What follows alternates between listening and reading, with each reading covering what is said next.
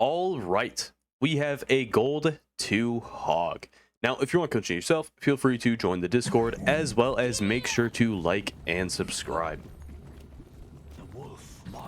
Continue speeding. Put on right here. Nice. All right, so let's talk about what you can overall do so far. So starting off, I'm going to give you a little bit of tip when it comes to your hooks. When you hook a player, you want to wait a second, especially when it's like kind of like on an angle like this. You want to wait a second until they're getting pulled towards you, then turn, because then they won't get stuck behind a wall or anything like that. Because if you hook them, there's like a second where they're kind of stunned and they're not getting pulled straight off from the bat. And with that second, if you're already turning, they're gonna swing, or they're them being on the hook and you turning straight off from the bat, they're gonna swing a lot more wide and they're gonna hit like more walls and everything like that. But if you stop for a second, you get the hook, and then the second they start getting pulled towards you, you look to the side. I can guarantee you almost every time they're not going to get stuck on the wall, and you're actually going to be able to get them to go right past the wall. So just keep that in mind. As well as what you overall do right now, I guess, kill Pylon. You want to get rid of Pylon. I say this every single time somebody's versing an Alari, and that is get rid of Pylon. It's kind of like Orissa's Bongo in a way in Overwatch 1. If you know what Orissa's Bongo is, it was her ult in Overwatch 1. She did a significant amount of damage when she would place down her ult, and it kind of was an Alari Pylon, but she would slam it on the ground. And what you would have to do if you're playing in Overwatch 1 is destroy it as soon as possible, because if you don't, your whole team's going to get team wiped straight off from the bat. You don't want to be doing that. So you got to get rid of Pylon. And if you get rid of Pylon, your team thrives.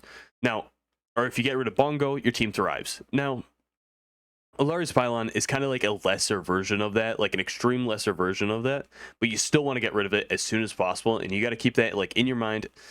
You want to get rid of Pylon as soon as possible, because if you don't get rid of Pylon, it's technically like a third support in a way, where they're going to get an extreme amount of healing, and especially in the lower ranks, Pylon's even more broken because nobody shoots at it, so you got to be the one that shoots at it. And on top of that, it's auto heals, and a lot of players in gold, even I'd say even in diamond, don't really know how to hit their shots.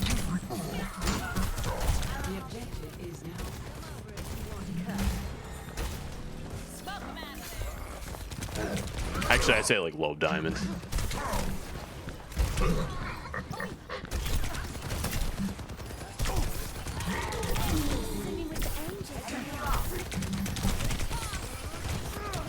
Okay.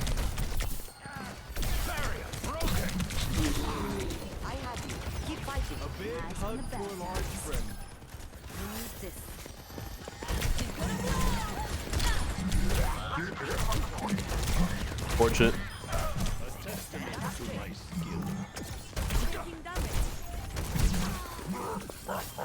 Okay, so let's talk about that real quick. Let's talk about a little bit of a situational awareness right there. So, you know that the soldier died.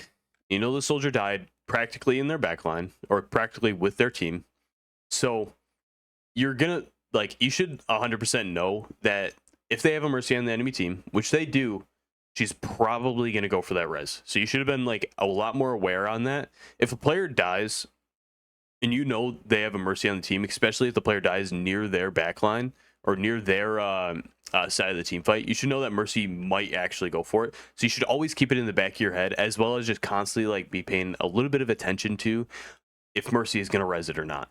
Because if she does, guess what? Shoot, hook, shoot, punch, she dies. As well as, once again, you're not going to be able to kill anybody, mainly because Pylon's there and they have 2 supports.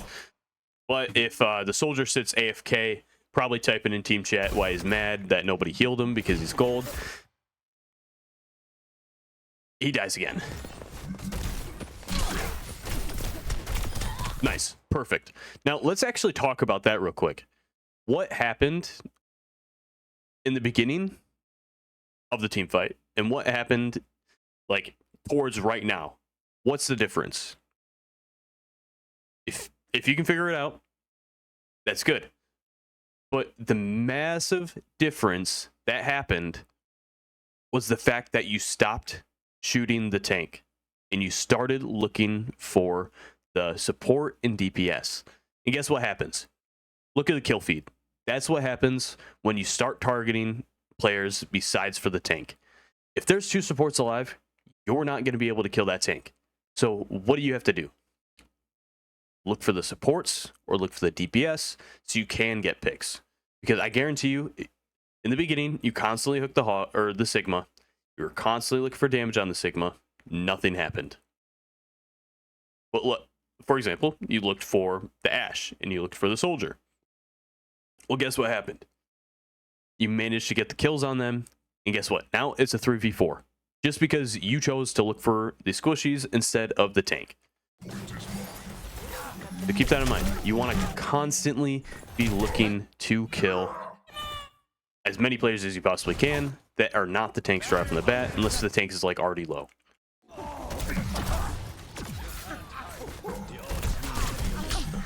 Okay. You're powered up. Get in there.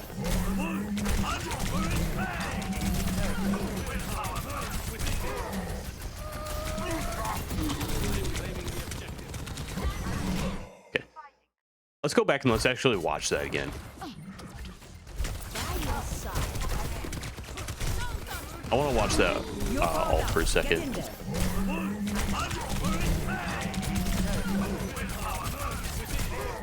Pro tip. You could have killed this Sigma right here. Hook him. If he has his kinetic grasp, hook him. Instead of shooting directly at him, you hook this Sigma right here. Guess what? He has nothing but his rock left. And guess what even more? I don't think he has his rock right now. Check. He doesn't have his rock. So he instantly dies because you're a nano hog with ult. That's dangerous. You have to get the hook off on the Sigma right here, because if you don't hook him, he's not going to die. And on top of that, you gave him a lot of health. And guess what happens when you hook him? He gets rid of all that health you just gave him. You can hook in your ult.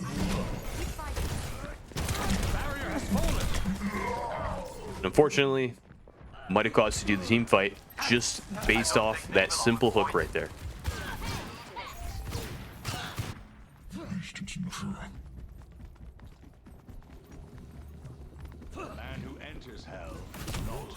Okay.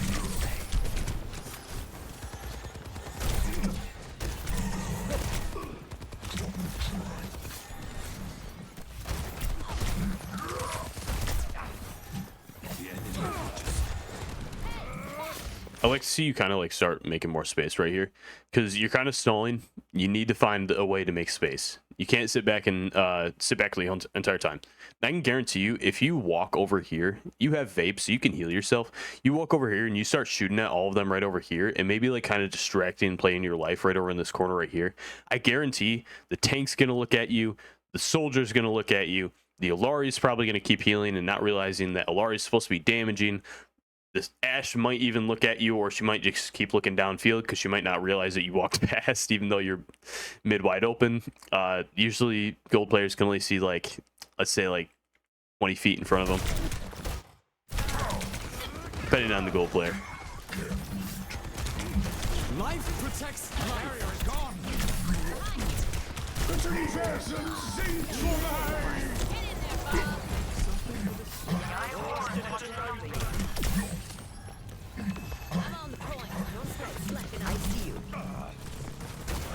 Nice.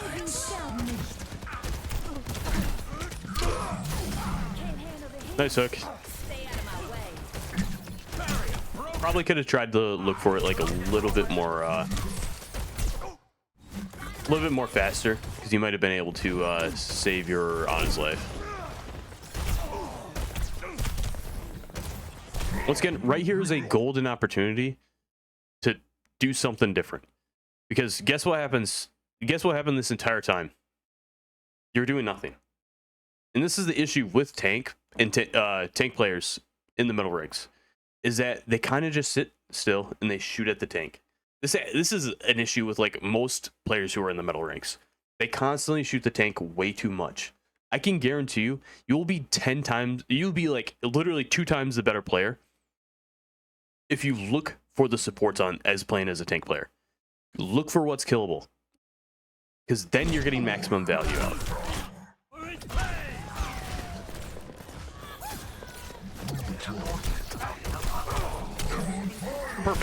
Perfect right there.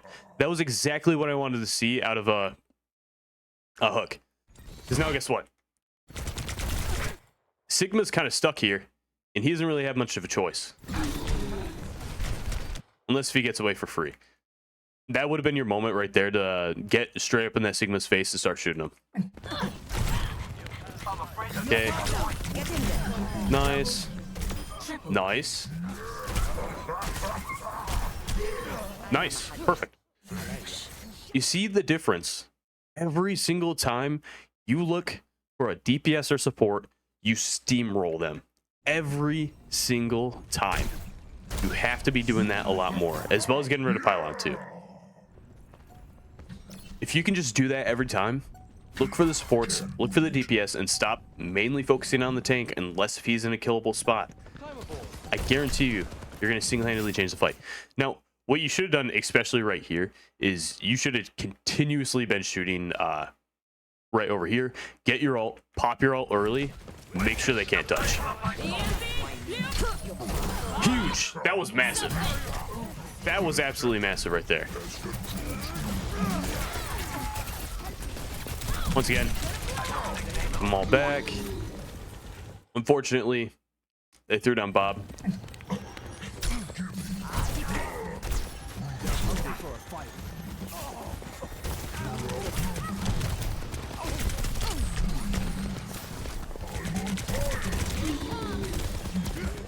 Yeah, unfortunate.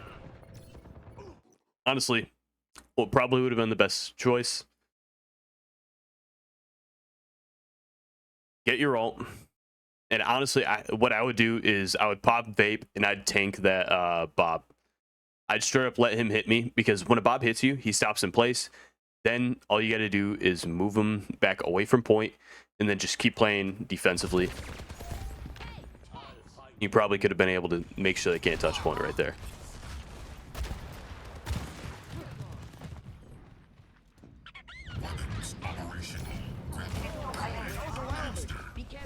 Fortunate.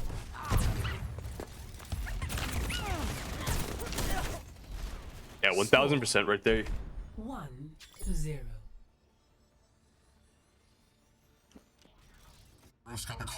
Ready for battle. 1000% there. Yeah, 2 times in a row you probably could have won a fight right there. Also, I haven't coached in like a fat minute, so my coaching might be a little like rusty. I definitely feel like I'm a bit rusty, but I'll be getting back into coaching a lot more. 5, 4, 3, 2, 1. Okay. Let us turn defeat into victory. Symmetra's not going to use TP. Nice. Once again, I'd probably walk right around here. Because guess what happens when you walk right around here? You can kind of get maybe even a cheeky off angle right here. Free kill right there.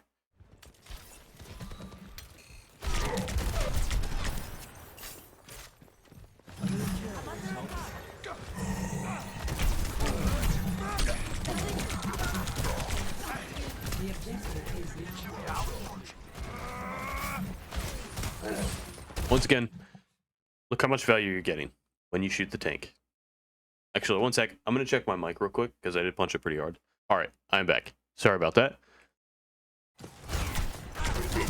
Okay, so guess what's happening early on the fight? You're only shooting the tank once again. Guess what happens? You're basically making it a 4v4 deathmatch. When you make it a 4v4 deathmatch, and depending on what other DPS is shooting the tank, or support that's targeting the tank or anything like that, you're making it a 3v5, because I guarantee both supports are going to be only looking at your tank. They're only going to be healing your tank, or healing their tank, and most of your supports are probably going to be healing you. Be pretty lucky if you find a support who's actually looking for damage in this rank. That should do it.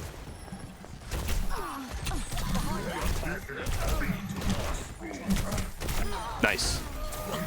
Look at the difference. Actually, your Hanzo made a massive play. But look at the difference, though. Look how much more value you're getting when you start targeting the supports instead of the tank. You start targeting the DPS instead of the tank. Once again, you single-handedly win every single team fight when you hook and when you look for a free kill. Like, for example, right there. Perfect. You stopped targeting who wasn't killable at the moment to kill who was killable. Now, guess what? Like, the Sigma's now killable because he hasn't got no more supports. So now he's killable. He's weak. Guess what happens? He dies. Nice attempt on the hook right there. I'll give you credit for that.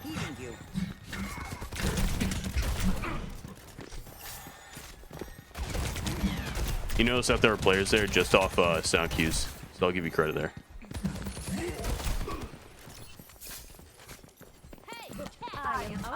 Okay, you're on a back up a little bit right here. And the reason why I say that is because, I mean, first off, your supports and your DPS are usually going to be playing follow the leader. So they're probably going to follow you like anywhere you go. So the further up you push, the further up your team's going to push. But for example, if you like stay right back where you should be, like for example, like let's say right here would have been fine. They probably wouldn't have been full sended upwards. And now it might be a matter of time unless if they back up, which thankfully they did back up, and thankfully they're playing cover. But unfortunately, you weren't playing cover and you were overextended because you're pushed up way too far. And unfortunately, well, this is the price. Help me.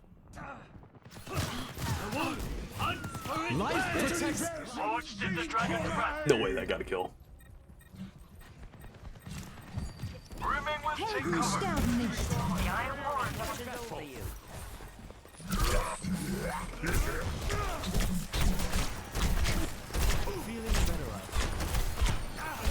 Once again, you did get him pretty low, but he's not gonna die because he has both supports alive.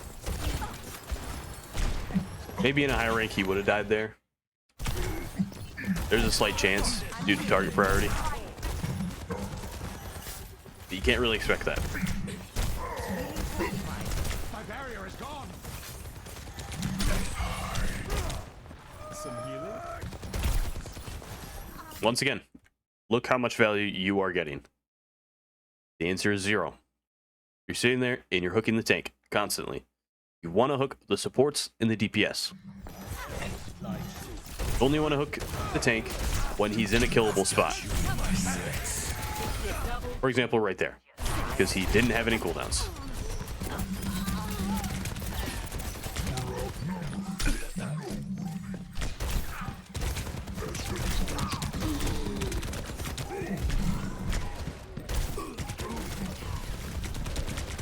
A little bit of mechanical issue right there. No problem though. Thanks. I think you're panicking a little bit too much right there. Don't panic. Because you're a tank, you shouldn't be panicking when a soldier and an Asher shooting you. Just get up in his face, shoot him twice, he dies. Reality bends to my will.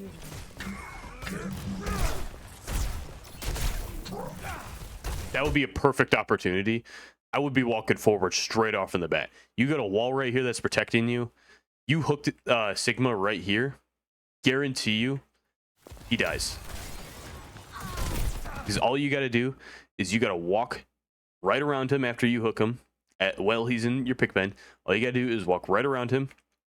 He's going to use kinetic grass. Shoot him in his back. He dies. That would have been a good opportunity to take advantage of that. Get in there.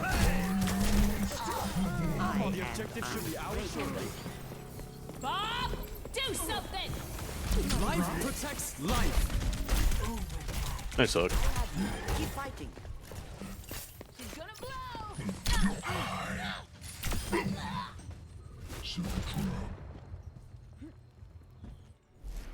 Score 1-1. Now, it is actually pretty difficult Ready for battle. to figure out when it's like correct to hook the tank and when not to hook the tank, because it is like a split second where you have to decide, like, is hooking the tank gonna get him killed? that's 100% like what you should probably be thinking when you're looking to hook somebody. Because like if you think that you're going to be able to get a kill on the tank right there, it should be an instant split decision. Like you should instantly know the tank can die here, so I'm going to hook him. Round 3. But if he's not going to die and you're continuously hooking him, you're wasting your hook.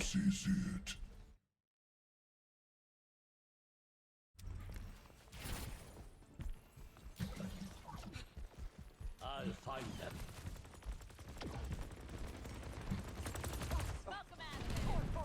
Get off your phone.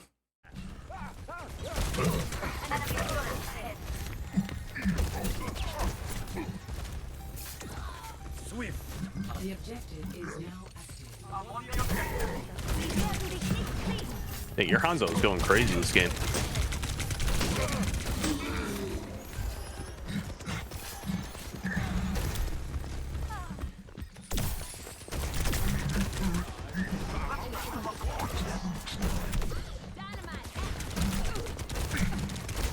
Once again, actually, I kind of want to see what you do here.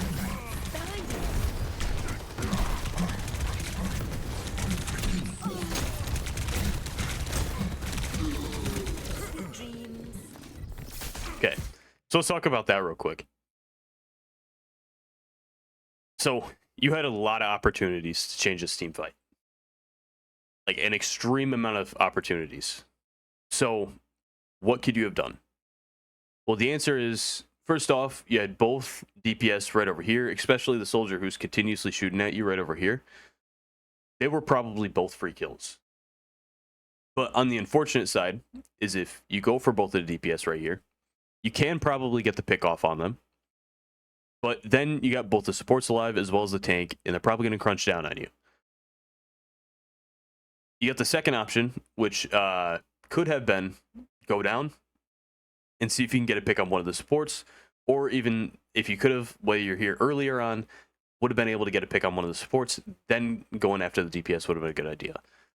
So you had two choices right there, both pretty difficult decisions, because if you choose to go after the DPS, you're probably going to die. But if you go after both of the supports, you're allowing both of the DPS to take the high ground and take a good position and angle on you. So you got to act faster on it, because I guarantee you, if you would have been able to get one kill on the support right there, there's a good chance you could have easily changed the team fight. And if you weren't on your phone or eating straight off from the beginning, again, probably could have made a difference. I have opened the bar.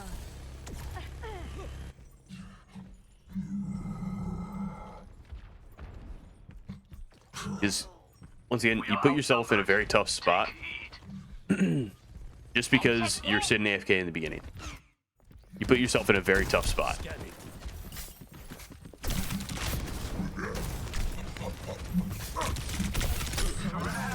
Wow. that was a really far hook right there.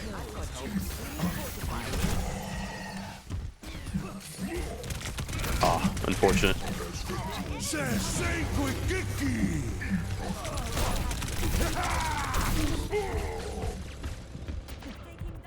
Okay, we're gonna move on from that.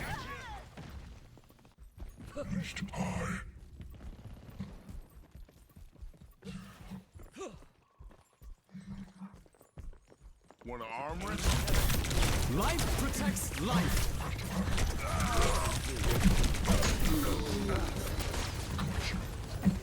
Some healing? No power down. Get in there. Right. Nice.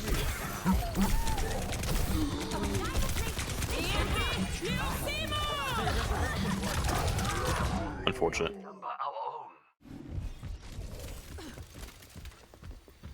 Yeah, unfortunate. That bad start kind of messed up a lot on what was going on.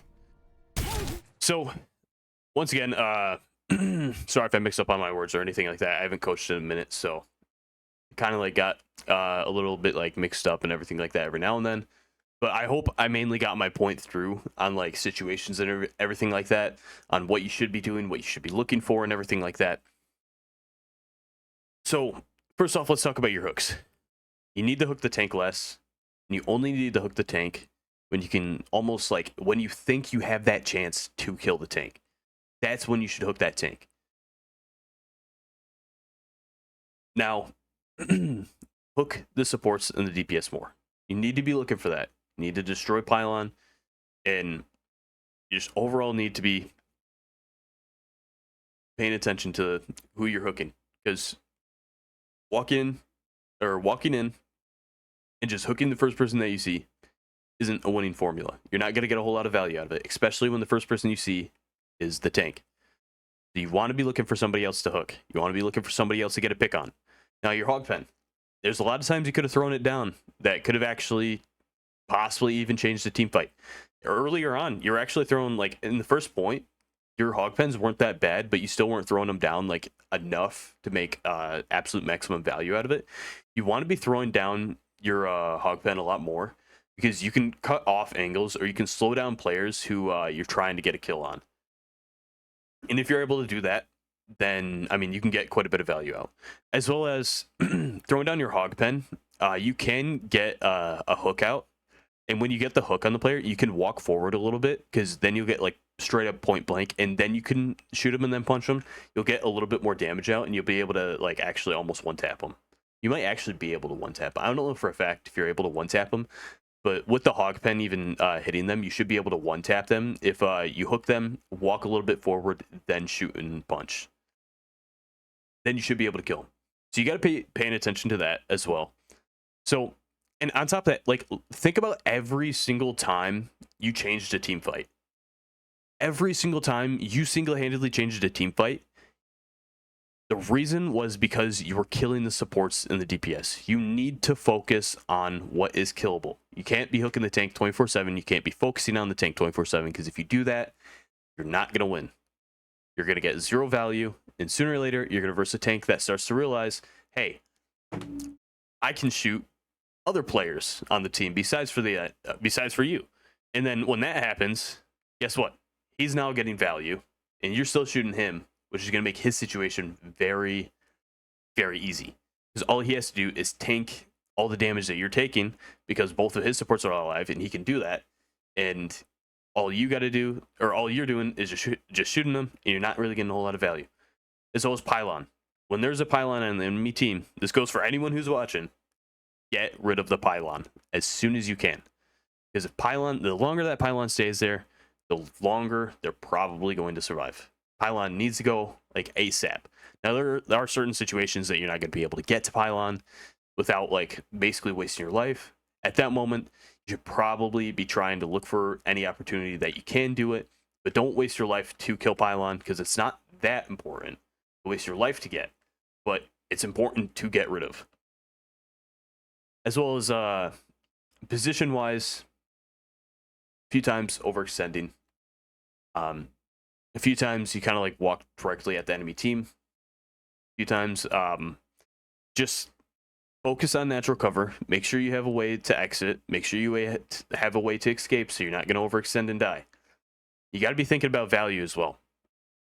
Because, I mean, you were getting a good amount of value, and your position honestly wasn't even the worst. There's just a lot of, I'd say like maybe 30% of the game you were positioned pretty badly that could have ended up bad if the enemy team would have taken advantage of it. So just keep that in mind. Anyway, though, I mean, I think you can rank up. You got pretty good potential. Just a lot of things that you got to work on, a lot of things that you got to get rid of, and a lot of things, I mean, I think overall, if you learn from your mistakes, understand everything that I'm saying, you have a very good chance of ranking up. But anyway, though, I hope this video helped you out, and I'll see you later.